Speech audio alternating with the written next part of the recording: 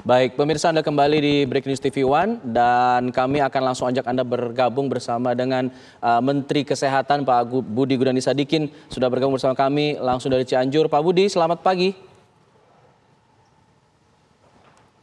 Selamat pagi. Iya, Pak Budi, bagaimana kemudian saat ini pemerintah menangani masalah korban yang saat ini juga masih membutuhkan banyak bantuan tenaga kesehatan, Pak? Saya minta ke teman-teman kesehatan, fokusnya adalah bagaimana bisa menangani para korban yang luka ringan dan luka berat. Karena yang luka berat ada sekitar 474, tadi saya cek terakhir. Kemudian yang luka ringan 2000-an lebih ya. Nah, luka ringan itu kalau bisa ditangani cepat dan bisa dikembalikan ke kediaman masing-masing. Sedangkan yang luka berat ini harus cepat ditangani.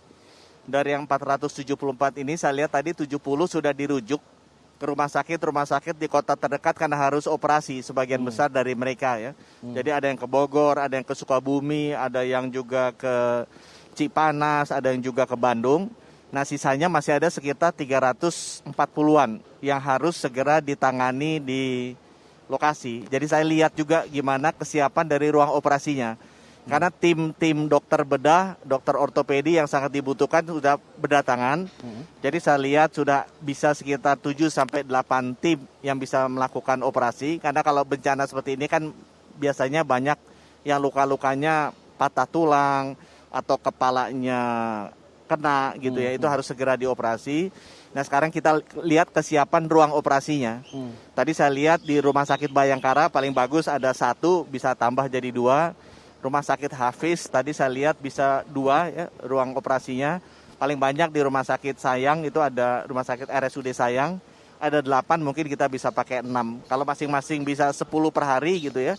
Mungkin bisa 80-90 operasi per hari dalam 5 hari selesai. Saya lagi minta mau lihat satu lagi rumah sakit dekat sini. Apakah bisa selesai, apa ada ruang operasi juga, sehingga kalau bisa 3 hari sudah selesai yang luka berat bisa tertangani. Untuk stok obat-obatan sendiri bagaimana Pak? Apakah sudah memadai karena masih banyak juga korban yang butuh penanganan ini Pak? Obat-obatan nggak masalah karena jalur logistiknya terbuka ya, sekarang sudah terbuka, jadi obat-obatan nggak masalah. Saya tadi hanya ngelihat listrik mungkin perlu diperbaiki sedikit supaya alat-alat seperti CT scan sama X-ray itu penting sekali untuk bisa penanganan masyarakat yang luka berat ya. Kemudian ada beberapa pen yang harus dipasang juga untuk yang patah tulang itu akan kita tambah. Sudah ada datang juga cukup untuk sekitar 70-80 pasien gitu, tapi akan kita tambah supaya bisa cover yang 300-an operasinya bisa dilakukan di sini, nggak usah dibawa jauh-jauh. Baik, Pak Budi, kami juga tersambung juga bersama dengan sejumlah pengungsi Pak sebentar yang ingin mungkin berbincang dengan Bapak untuk membicarakan mengenai kebutuhan mereka terkait kesehatan juga Pak. Saya mohon izin waktunya sebentar ya Pak ya. Kita sudah tersambung nih. Halo. Iya. Halo. Ya, Ibu silakan. Halo. Ibu dari mana Ibu? Apa yang sekarang Ibu ingin bisa sampaikan kepada Pak Menteri Kesehatan Bu saat ini Bu? Silakan Bu. Ya Pak, saya di Cianjur, Jawa Barat, tempat penampungan yang dibutuhkan itu untuk ibu-ibu lansia, obat-obatan, terus pampasnya buat ibu-ibu, kalau buat anak-anak susu, pampasnya kayu putih, bedak, terus pembalut buat dewasa, ibu-ibu dewasa, terus sabun mandi, odol, sikat gigi, handuk, selimut, bantal, kasur, ya dan lain-lain lah banyak. Yang terutama itu Pak, baju yang layak pakai. Baik. Kasihan anak-anak kecil di sini masih kekurangan loh. Baik, mungkin ini dari Pak Menteri, silakan Pak, dari sisi kesehatannya Pak mungkin bisa dikomentari Pak. Ya memang kalau kami akan menyampaikan itu ke pihak yang terkait, tapi memang kalau fokusnya kami adalah gimana masyarakat yang luka ringan cepat bisa ditangani, terutama yang luka berat kalau bisa dalam 3 hari semuanya bisa dioperasi dan bisa selesai. Jadi buat ibu kalau misalnya nanti ada kekurangan pakaian, makanan nanti saya akan kejar. Tapi obat-obatan sekarang kita akan pastikan kita akan deploy ya, kita akan distribusi ke seluruh posko-posko yang ada. Jadi kita udah lihat poskonya ada di mana saja, obat-obatan kita berlebih kok, jadi kita akan bisa distribusi.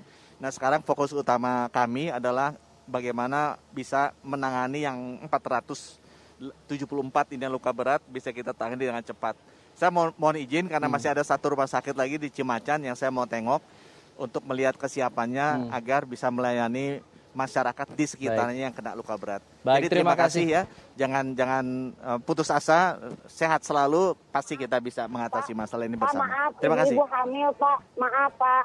Pak, maaf, saya mau ngomong lagi. Ini ibu hamilnya lagi, Pak. Baik. Butuh obat-obatan.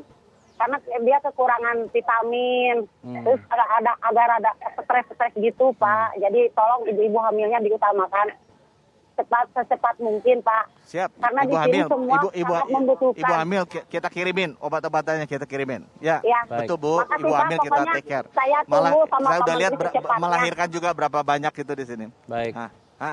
Nun Bu, cepat sembuh ya Bu. Baik, Ya, terima kasih. Sehat sama-sama. selalu. Terima kasih Pak Pak, Menteri secepatnya ya, Pak, ya. sudah memberikan waktunya pada kami, Pak. Terima kasih banyak atas waktunya hari ini. Ibu sudah didengarkan ya Bu ya masukannya dan juga keluhannya kepada Pak Menteri. Semoga ini bisa menjawab keresahan sebagian warga yang masih membutuhkan bantuan. Ibu saat ini lokasinya di mana Bu? Bisa diinformasikan lebih Daerah lanjut. Cianjur, Jawa Barat, lapangan Prawatasari Joglo, Cianjur. Di kawasan Joglo ya Bu? Iya, kawasan Joglo, Kelurahan Sawah Gede, Pak. Kelurahan Sawah Gede. Iya. Tadi apa Sari Bu? Mohon bisa diulang Bu, pelan-pelan Bu. Lapang Prawatasari, Prawatasari. Joglo, Ya. Oke. Lapangan Prawatasari di Joglo. Joglo Cianjur, Kelurahan Sawah Gede. Sawah Gede. Baik, mudah-mudahan ini bisa segera ditindaklanjuti ya. Ibu tadi mengungkapkan ada sejumlah ibu hamil yang berada di sana Bu, benar? Iya, banyak. Kesian butuh vitamin, yang terutama itu balita. Butuh pampers, terus tempat tidur, kayak karpet kayak gitu, Bang. Selimut, kasur, apalagi pokoknya pampers buat ibu-ibu yang udah lansia, anak-anak terutama, susu, kayu putih, pembalut untuk orang dewasa. Pak, di sini serba kekurangan, terutama itu vitamin untuk ibu hamil sama ibu-ibu lansia, obat-obatan. Baik, baik. Di sini masih kekurangan, terus baju layak pakai, Pak. Baik Ibu.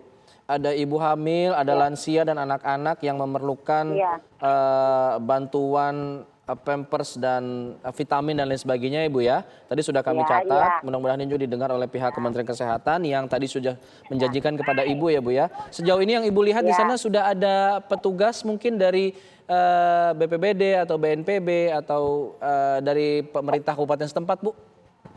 Ada.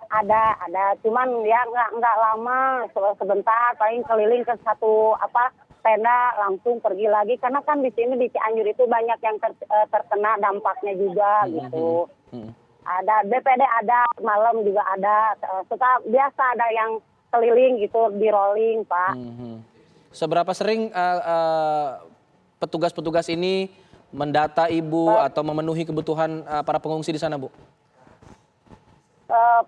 Kalau pendataan itu paling dari satu hari itu ada 2 kali atau 3 kali, Pak. Oke. Untuk makan bagaimana Bu di pengungsian? Alhamdulillah bagus, dari makanan juga bagus, layaklah dimakan gitu. Tepat waktu makan itu gitu. Oke.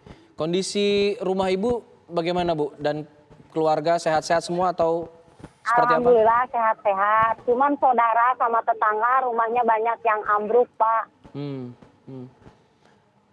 Rumah Ibu mengalami rusak berat, rusak ringan atau seperti apa Bu? Ringan, rusak ringan, Baik. rusak ringan kalau rumah Ibu. Alhamdulillah.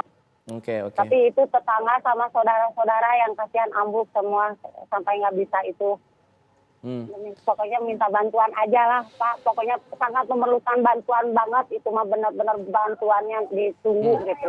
Baik, terima kasih Ibu Lena sudah berbagi kepada kami mengenai kisah Ibu di kawasan Joglo di Kelurahan Sawah Gede. Bu ya, mudah-mudahan sudah bisa didengarkan oleh petugas terkait mengenai kondisi yang berada di sana atas banyaknya ibu hamil, anak-anak dan juga lansia yang masih membutuhkan keperluan mereka sehari-hari.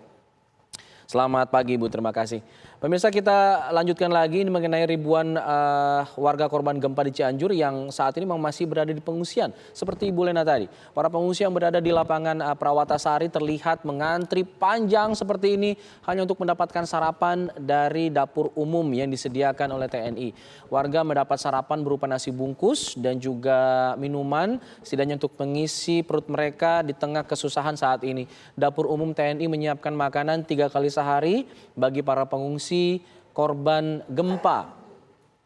Ada lebih dari 2.000-an warga yang berada di lokasi pengungsian ini. Seperti yang tadi disebutkan oleh Ibu Lena, mereka masih banyak membutuhkan kebutuhan di samping makanan. Mereka membutuhkan, tadi ditekankan, adalah baju layak pakai yang saat ini mereka terlihat sangat kesulitan untuk bisa memiliki baju ganti karena semua harta mereka, rumah, sebuah rata-rata hancur diguncang gempa, sehingga mereka tidak membawa harta apapun termasuk hanya baju yang mereka kenakan saja, dan mereka menekankan lagi mengenai banyaknya ibu-ibu hamil yang berada di lapangan ini yang kemudian membutuhkan juga vitamin dan juga obat-obatan, anak-anak seperti yang dilihat pemirsa yang juga ikut mengantri untuk bisa setidaknya memenuhi kebutuhan mereka, bertahan hidup di tengah kesulitan ini.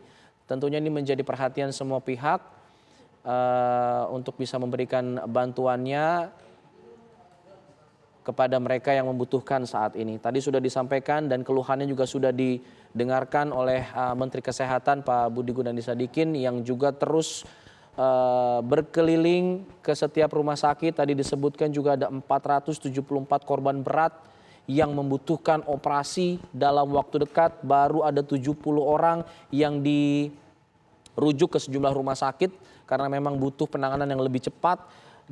Di antaranya ke rumah sakit di wilayah Bogor, lalu di Sukabumi, di Cipanas, di Bandung. Dan itu juga harus dilakukan secara cepat mungkin. Masih ada 340-an orang yang juga membutuhkan operasi dalam waktu dekat. Sudah ada tenaga kesehatan yang disiagakan. Setidaknya ada beberapa ruang operasi yang sudah disiapkan. Sementara itu pemirsa, puluhan korban gempa juga dirujuk ke rumah sakit Hasan Sadikin di Bandung, Jawa Barat. Sebagian besar korban menderita patah tulang dan juga cedera di bagian kepala dengan cedera ringan hingga berat. Sedikitnya ada 71 pasien yang dirawat di Rumah Sakit Hasan Sadikin Bandung ini. Ada 23 pasien rawat inap, 9 pasien harus menjalani operasi dan 35 orang diantaranya dirawat di ruang unit gawat darurat. Hingga kini korban gempa Cianjur masih terus berdatangan ke Rumah Sakit Hasan Sadikin ini. Mereka juga terpaksa dirujuk ke rumah sakit ini karena rumah sakit di Cianjur sudah kelebihan kapasitas, bahkan mereka harus dirawat di halaman-halaman rumah sakit karena memang selain menghindari adanya gempa susulan, menghindari adanya kemungkinan resiko terjadinya gempa dan reruntuhan bangunan, jadi dirawat di sana, dan ini kemudian membuat penanganan menjadi lebih sulit dari biasanya, dan ini mengakibatkan korban-korban harus dirujuk ke rumah sakit lain agar penanganan atau kondisi mereka bisa cepat tertangani, bisa cepat ditangani oleh dokter dan juga tim medis, karena ada tidak hanya patah tulang tapi juga ada cedera kepala yang memang harus mendapatkan perhatian serius dari para tenaga medis.